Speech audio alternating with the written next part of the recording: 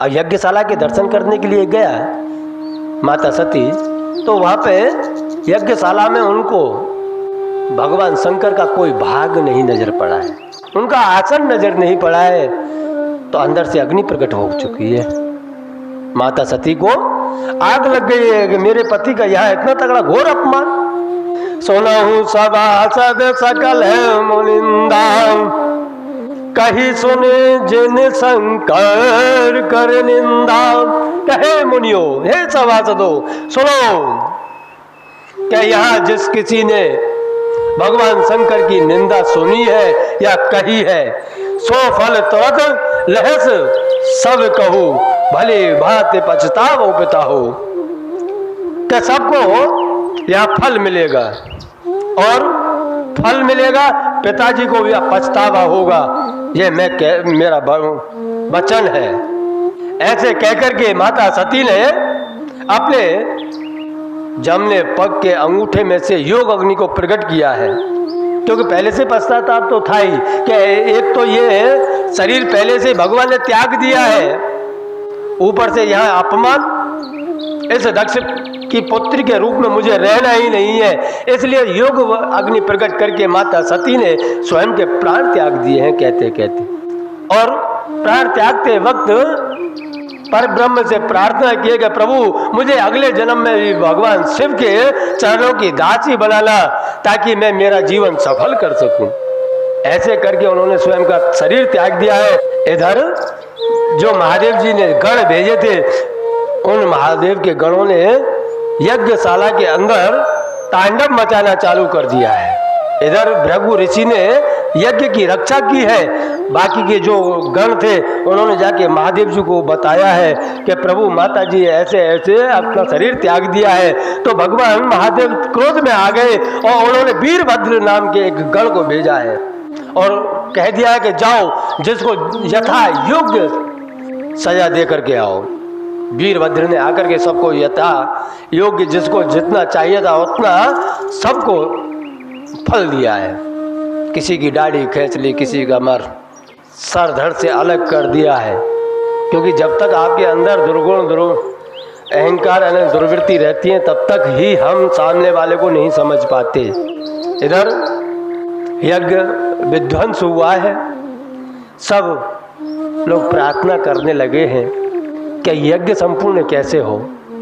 फिर महादेव जी की स्तुति की है, और क्योंकि यज्ञ तो पूर्ण करना ही पड़ता है ना। उसके बाद में दक्ष कुमार के ऊपर, दक्ष राजा के ऊपर प्रजापति जो बने हुए थे उनके मस्तक तो कहाँ से कहाँ पड़ा हुआ था, इसलिए उनको बकरे का मुख लगा करके ये खाली मैं करना जानता है अहंकार में कि मुझसे बड़ा कोई नहीं, इसलिए उनको बकरे का मुंह लगाया है और उस यज्ञ को सफल किया है।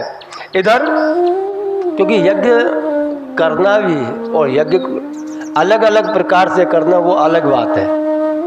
एक तो स्वयं के और समाज के कल्याण के लिए यज्ञ किए जाते हैं, दूसरा एक किसी से विरोध रख करके किसी के दिखाने के लिए अहंकार में आकर के यज्ञ किया जाता है, वह कभी सफल नहीं होते। यहाँ एक बात ऐसी भी आती है कि एक बार युधिष्ठिर महाराज ने जब कौरवों के ऊपर विजय प्राप्त कर ली थी, उसके बाद में उन्होंने एक यज्ञ किया और यज्ञ संपूर्ण हो गया। पहले ऐसा नियम था कि जब यज्ञ पूर्ण हो जाए तो उसके बाद में शंखनाद हुआ करता था, ढोल नगाड़े बजते शंखनाद होता, पहला ऐसा नियम था। इधर युधिष्ठिर जी ने यज्ञ पूर्ण किया, सब ने बड़े प्रेम से प्रसाद आरोग लिया, सब खा करके चले गए, लेकिन आज शंखनाद नहीं हो रहा है। तब कृष्ण भगवान से युधिष्ठिर जी ने पूछा कि माधव ये क्या हो रहा है, हमारा यज्ञ संपूर्ण क्यों नहीं हुआ? तब कृष्ण भगवान ने कहा कि युधिष्ठिर मुझे लगता है कि अपने राज्य के अंदर कोई इंसान भूखा रह गया है, इसलिए आपका संपूर्ण नहीं हो पा रहा है। इधर अर्जुन को भेजा कि आप जाकर के राज्य में देख करके आओ कौन व्यक्ति है जो भूखा रह गया है। ढूंढते ढूंढते नदी के किनारे पहुंचे तो नदी के किनारे पहुंचकर देखा कि एक संत बैठे हुए हैं, उनसे जाकर के अर्जुन ने प्रणाम किया और कहा कि प्रभु आप हमारे राज्य में चलिए, हमारे राजमहल में चलिए और आप प्रसाद पा लीजिए ताकि हमारा यज्ञ पूर्ण हो सके। तो उस संत ने कहा कि भैया मेरा एक नियम है कि कोई मुझे 100 यज्ञ का फल दे तो मैं उनके घर एक टाइम का, एक समय का भोजन करता हूँ। अगर आप लोग 100 यज्ञ का फल मुझे दे सको तो मैं आपके घर चलता हूँ, भोजन कर लूँगा। अब यहाँ तो स्वयं अर्जुन जी विचार में पड़ गए कि हमने पहला ही यज्ञ किया है, वही पहले पूरा नहीं हो पा रहा, तो हम इनको 100 यज्ञ का फल कैसे दे सकते हैं। हताश होकर के, निराश होकर के राजमहल में आ गए। राजसभा भरी हुई और उसी क्षण अर्जुन जी ने कहा कि एक महात्मा है और वो नदी के किनारे बैठे हुए, वह कह रहे हैं कि मुझे 100 यज्ञ का फल अगर आप लोग दो तो मैं आपके यहाँ एक समय भोजन कर सकता हूँ। बस उसी के कारण यह यज्ञ पूर्ण नहीं हो पा रहा है। तब द्रौपदी ने कहा कि आप लोग चिंता मत करो, उनको मैं लेकर के आती हूँ। और जब द्रौपदी ने जाने का समय मांगा तो युधिष्ठिर जी ने कहा कि रथ तैयार करो। द्रौपदी जी जा रही हैं तो द्रौपदी जी ने कहा कि नहीं, मुझे रथ की जरूरत नहीं है, मैं ऐसे ही जाऊंगी। द्रौपदी गई, विधि सर महात्मा की पूजा किया और पूजा करने के बाद उनसे कहा कि प्रभु हमारे यहाँ यज्ञ का आयोजन है, यज्ञ पूर्ण नहीं हो पा रहा है, आप चलिए और चल कर के भोजन प्रसाद प्राप्त कीजिए। तब उन संत ने कहा कि हे देवी, अभी आपका पति अर्जुन भी यहाँ आकर के ही गया है, मैंने वही बात उनको कही, वही मैं आपको कहता हूँ कि मुझे कोई 100 यज्ञ की फल अर्पण करे तो मैं उनके यहाँ एक समय भोजन करता हूँ। आप मुझे 100 यज्ञ का फल दीजिए तो मैं आपके यहाँ चल देता हूँ। इधर द्रौपदी ने कहा कि प्रभु मैंने भगवान श्री कृष्ण के मुख से सुना है कि संत मिलन को चालिए, तजमान मोह अभिमान, जो जो पग आगर धरे, कोटि अग्नि समान।